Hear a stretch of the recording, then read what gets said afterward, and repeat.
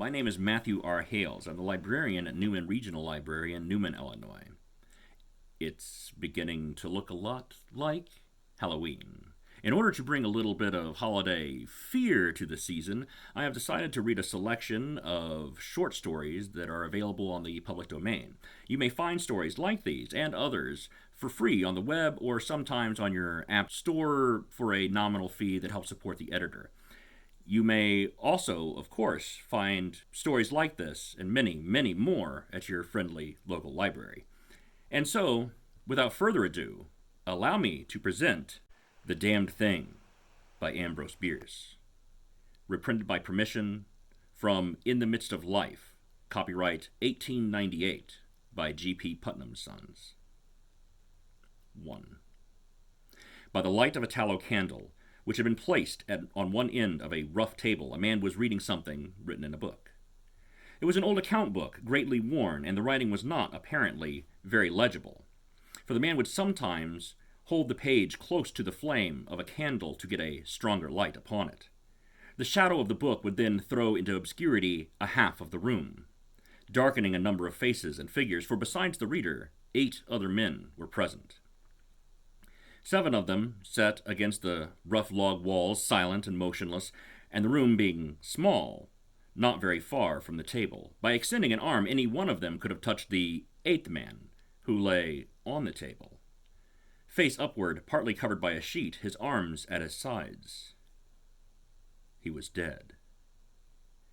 The man with the book was not reading aloud, and no one spoke. All seemed to be waiting for something to occur. The dead man only was without expectation. From the blank darkness outside came in, through an aperture that served for a window, all the ever unfamiliar noises of the night in the wilderness, the long, nameless note of the distant coyote, the stilly pulsing thrill of tireless insects and trees, strange cries of night birds so different from those birds of the day, the drone of great blundering beetles, and all that mysterious chorus of small sounds that seem always to have been but half heard when they have suddenly ceased, as if conscious of an indiscretion. But nothing of all this was noted in that company. Its members were not overmuch addicted to the idle interest in matters of no practical importance. That was obvious in every line of their rugged faces, obvious even in the dim light of the single candle. They were evidently men of the vicinity, farmers and woodmen. The person reading was a trifle different. One would have said of him that he was of the world, worldly, albeit there was that in his attire which attested a certain fellowship with the organisms of his environment. His coat would hardly have passed muster in San Francisco. His footgear was not that of urban origin, and the hat that lay by him on the floor, he was the only one uncovered, was of such that if one had considered it as an article of mere personal adornment, he would have missed its meaning. In countenance, the man was rather prepossessing, with just a hint of sternness, though he may not have assumed or cultivated as appropriate to one in authority, for he was a coroner. It was by virtue of his office that he had possession of the book in which he was reading. It had been found among the dead man's effects in his cabin, where the inquest was now taking place. When the coroner had finished reading, he put the book into his breast pocket. At that moment, the door was pushed open, and a young man entered. He clearly was not of mountain birth and breeding. He was clad as those who dwell in cities. His clothing was dusty, however, as from travel. He had, in fact, been riding hard to attend the inquest. The coroner nodded. No one else greeted him. "We have waited for you," said the coroner. "It is necessary to have done with this business tonight." The young man smiled. "I am sorry to have kept you," he said. "I went away, not to evade your summons, but to post to my newspaper an account of what I suppose I am called back to relate." The coroner smiled. "The account that you posted to your newspaper," he said, "differs probably from that which you will give here, under oath." "That," replied the other, rather hotly and with a visible flush, "is as you choose. I used manifold paper and have a copy of what I sent. It was not written as news, for it is incredible, but as fiction. It may not go as a part of my testimony under oath." "But you say it is incredible." That is nothing to you, sir, if I also swear that it is true. The coroner was apparently not greatly affected by the young man's manifest resentment. He was silent for some moments, his eyes upon the floor. The men about the sides of the cabin talked in whispers, but seldom withdrew their gaze from the face of the corpse. Presently the coroner lifted his eyes and said, "We will resume the inquest." The men removed their hats.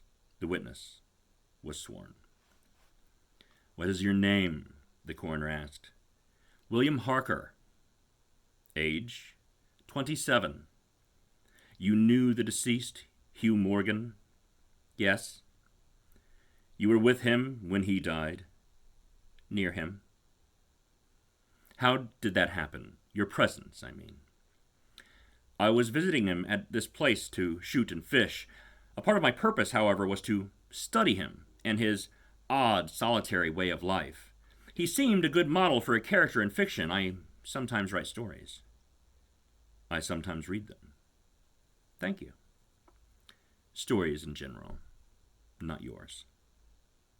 Some of the jurors laughed. Against a somber background, humor shows highlights. Soldiers in the intervals of battle laugh easily, and a jest in the death chamber conquers by surprise. "Relate the circumstances of this man's death," said the coroner. "You may use any notes or memoranda that you please." The witness understood.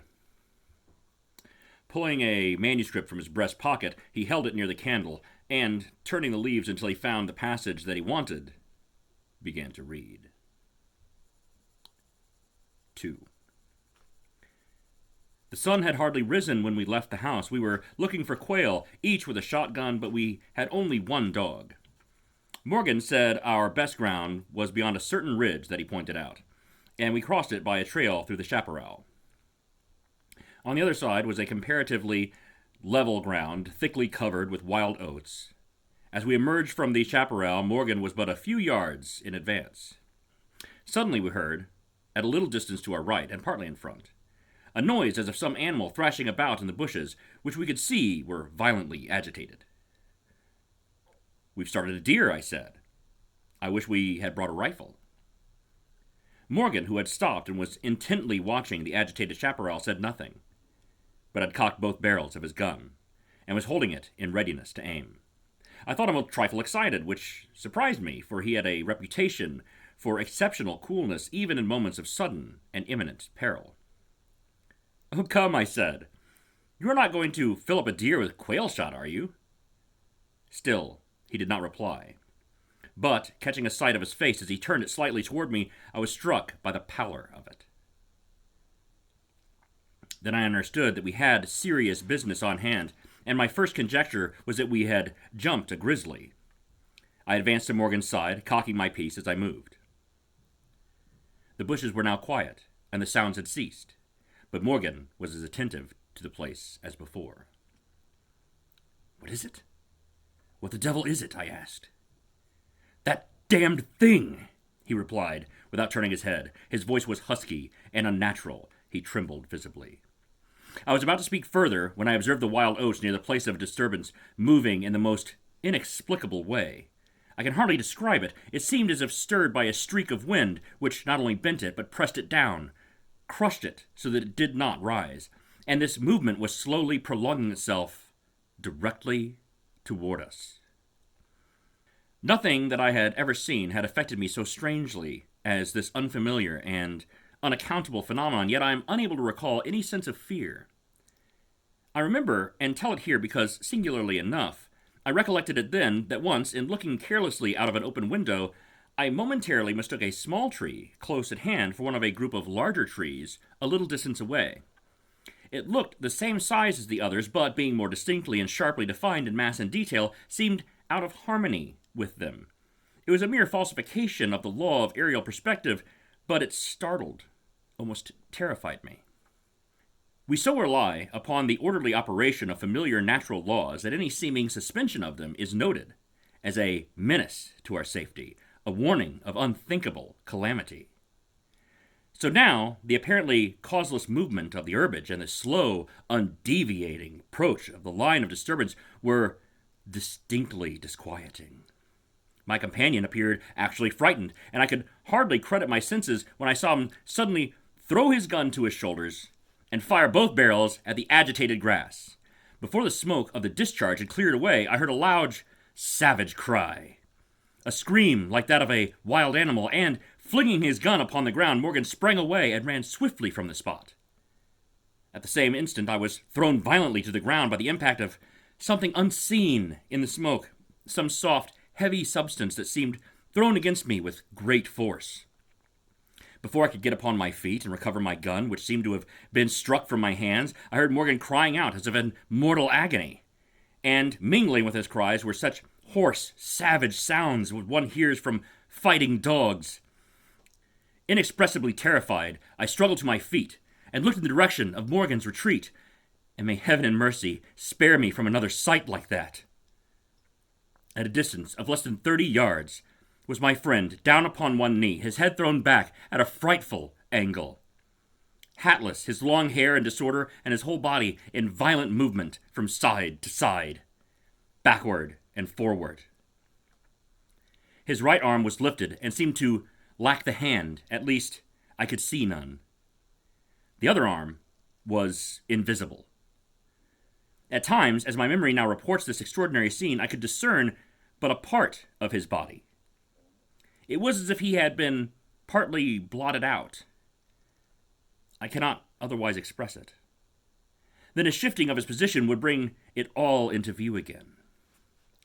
All this must have occurred within a few seconds, yet in that time Morgan assumed all the postures of a determined wrestler, vanquished by superior weight and strength. I saw nothing but him, and him not always distinctly.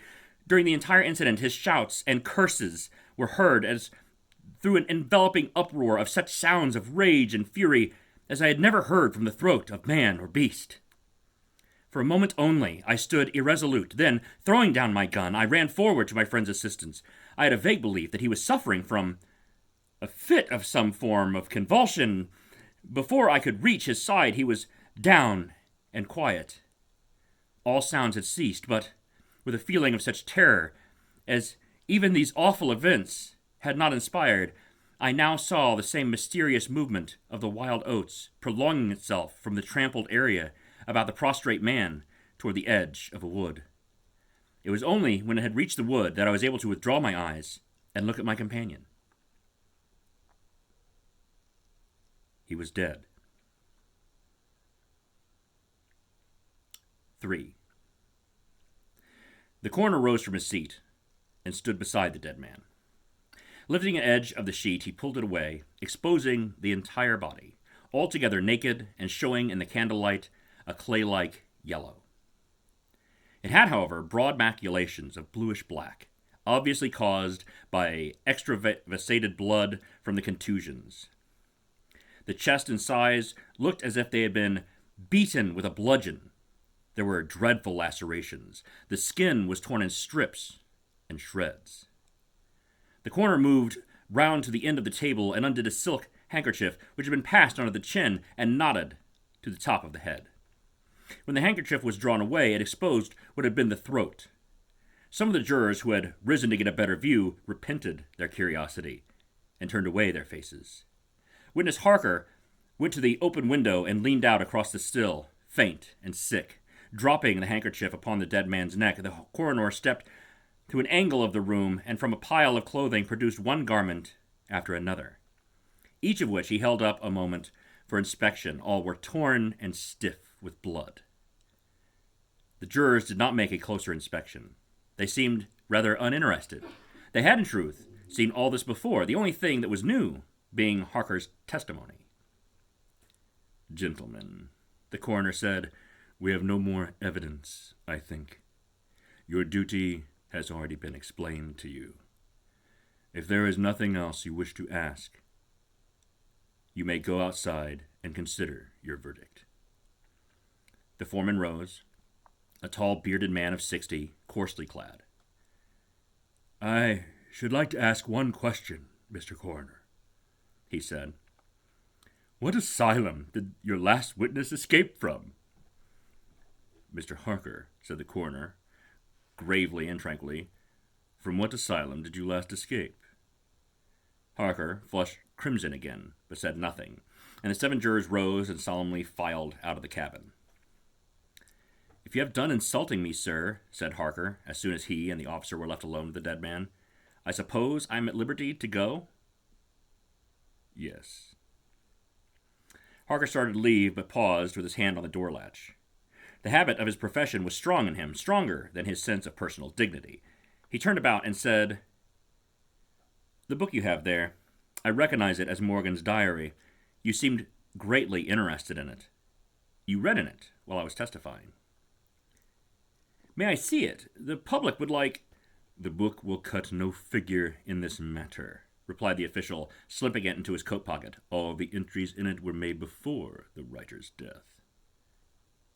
As Harker passed out of the house, the jury re-entered and stood about the table on which the now-covered corpse showed under the sheet with sharp definition.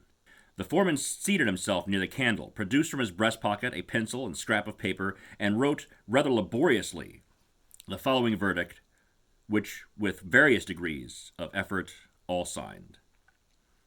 "We, the jury, do not find that the remains come to their death at the hands of a mountain lion, but some of us thinks, all the same, they had fits." 4. In the diary of the late Hugh Morgan are certain interesting entries having possibly a scientific value as suggestions. At the inquest upon his body, the book was not put in evidence. Possibly the coroner thought it was not worth the while to confuse the jury. The date of the first of the entries mentioned cannot be ascertained. The upper part of the leaf is torn away. The part of the entry remaining is as follows: "Would run in a half circle, keeping his head turned always toward the center, and again he would stand still, barking furiously. At last he ran away into the brush as fast as he could go. I thought at first he had gone mad, but on returning to the house found no other alteration in his manner than what was obviously due to fear of punishment." Can a dog see with his nose? Do odors impress some olfactory center with images of the thing emitting them? September 2nd. Looking at the stars last night as they rose above the crest of the ridge east of the house, I observed them successively disappear from left to right. Each was eclipsed but an instant, and only a few at the same time, but along the entire length of the ridge, all that were within a degree or two of the crest were blotted out. It was as if something had passed along between me and them, but I could not see it, and the stars were not thick enough to define its outline. I don't like this. Several weeks' entries are missing, 3 leaves being torn from the book. September 27th. It's been about here again. I find evidences of its presence every day. I watched again all of last night in the same cover, gun in hand, double charged with buckshot. In the morning, the fresh footprints were there, as before. Yet I would have sworn that I did not sleep. Indeed, I hardly sleep at all. It is terrible, insupportable. If these amazing experiences are real, I shall go mad. If they are fanciful, I am mad already. October 3rd. I shall not go. It shall not drive me away. No, this is my house, my land. God hates a coward. October 5th. I can stand it no longer. I have invited Harker to pass a few weeks with me. He has a level head. I can judge from his manner if he thinks me mad. October 7th. I have the solution of the problem. It came to me last night, suddenly, as by revelation. How simple. How terribly simple. There are sounds that we cannot hear. At either end of the scale, there are notes that stir no chord of the imperfect instrument, the human ear. They are too high or too grave. I have observed a flock of blackbirds occupying an entire rooftop, the tops of several trees, all in full song. Suddenly, in a moment, at absolutely the same instant, all spring into the air and fly away. How? They could not all see one another. Whole treetops intervened. At no point could a leader have been visible to all.